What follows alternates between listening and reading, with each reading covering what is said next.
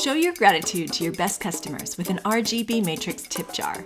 The jar senses when money's being dropped in and plays a thank you animation.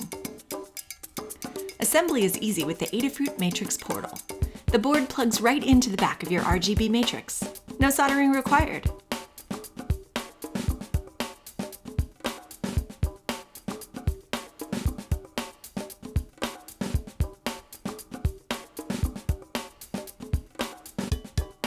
Use an upcycled snack jar to collect your tips.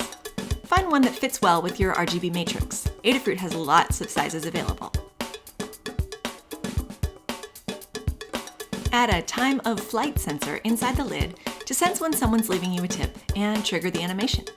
CircuitPython sample code is included in the full build tutorial at learn.adafruit.com. Link is in the comments. If you like this tutorial, let us know. And be sure to click that subscribe button for more fun Adafruit projects. Thanks for watching.